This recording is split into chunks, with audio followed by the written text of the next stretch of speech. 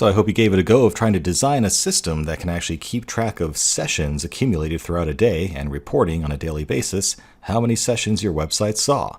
So here's one way to do it. Again, there are alternate solutions. This is not gospel, but here's how I went about thinking about the problem. So again, thinking about the customer requirements and working backwards from what the customer needs. The customer in this case is just an internal manager. So we don't have huge transaction requirements. We don't need low latency. We don't have a ton of transaction rate to deal with. And availability isn't even all that important. I mean, yeah, he's going to get grumpy if he doesn't get his numbers, but odds are he's willing to wait an hour while we reboot a server that's down. So given all that, that gives us a lot of freedom in the implementation we choose, so let's keep it as simple as possible, shall we? Now, we know that Spark Streaming, as well as other streaming technologies, have a way of keeping track of stateful information over a sliding window, so they're a perfect fit for keeping track of sessions as they come in from a website. I can just look at behavior over the past hour for a given user ID, for a given IP address, and figure out, as they come in, how many sessions have I seen. As for how I get that data in, Kafka is a perfectly reasonable option. Flume would be good as well. It kind of depends on what fits most easily into our architecture. In this case, I would kind of lean toward Kafka because I would think that that server information would be valuable to other people throughout the organization, and having a general purpose solution such as Kafka might be a wise choice. In fact, I'd be kind of surprised if you didn't have a system like that already in place in your organization that you could just tap into. So again, keep it simple. If you have an existing way of getting at that data already, don't build a new one. Don't implement Kafka if you don't need it. There might be an existing system to get that data already. And once I have that information, I have that session information coming in real time, I can dump it into Hive. Because again, there's no real requirement for real-time information here. And that's backed by HDFS, which is, scalable enough for our needs. Does the job, right?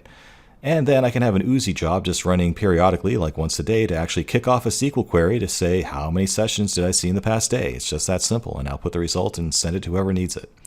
So, pretty simple architecture here. I have web servers that are seeing traffic. I have Kafka broadcasting that data into Spark Streaming, which keeps track of sessions throughout the day.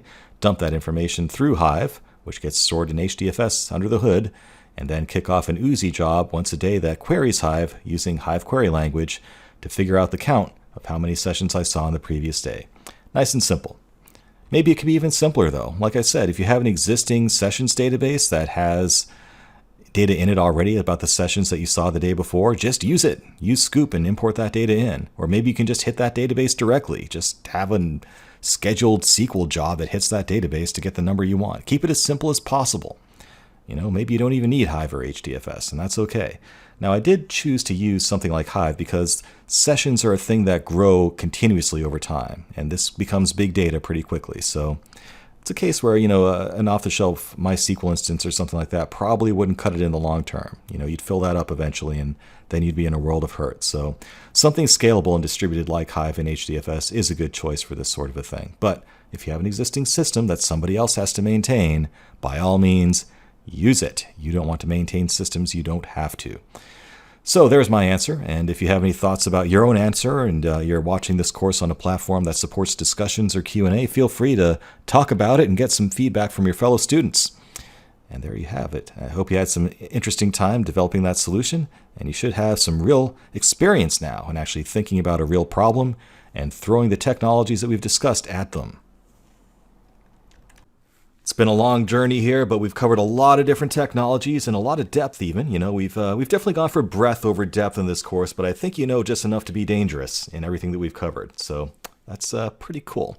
And we've learned how these different technologies can fit together to solve real-world business problems, which is all that really counts when you're in the real world doing this stuff for a living.